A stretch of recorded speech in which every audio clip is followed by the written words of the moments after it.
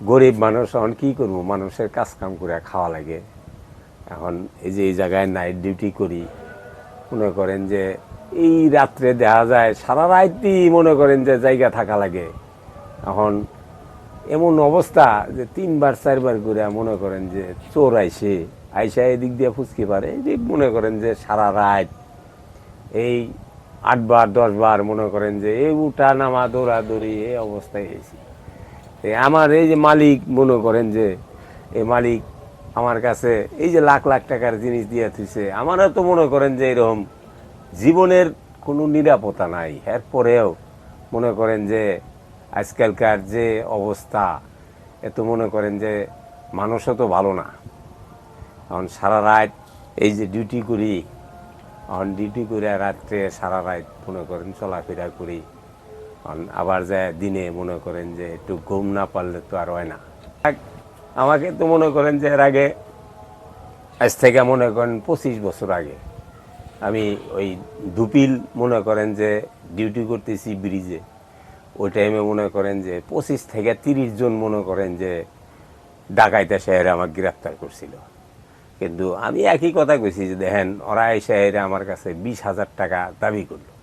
তা আমি বললাম যে দেখেন ভাই, আমি তো এখানে নাইট ডিউটি করি, আমি রাত গেলে মনে করেন যে 120 টাকা হাজিরা পাই, আর আমার কাছে তো তেমন কিছু নাই। আমার কাছে মনে করেন যখন সারাদিন গেলে হাজিরাটা দেয়, এটাই মনে করেন যে অর্ধেক খাই, অর্ধেক বাড়িতে পাঠাই। তা আমার কাছে কিছু নাই।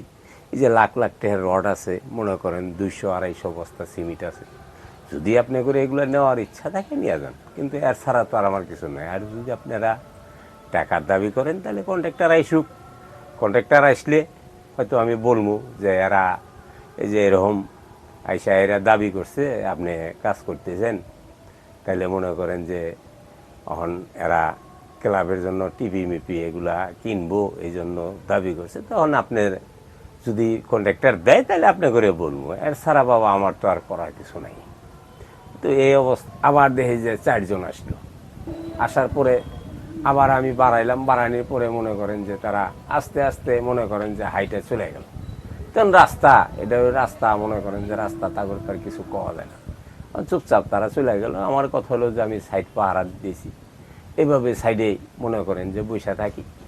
এখন সারা রাত আমার যায়, যাওয়ার পরে মনে করেন যে সকাল দেখা যায় যে ভাত নিয়ে আসি আমি সন্ধ্যার সময়, হাইনা হাইরা অর্ধেক মনে করেন যে 8টার দিকে খাই, আর অর্ধেক থাকে ওই রাত 11টার দিকে খাই। আবার হয়তো দেখা যায় রাত্রে বেশি খিদা লাগলে সেটা বাদামাইনা থুই বসে বসে খাই।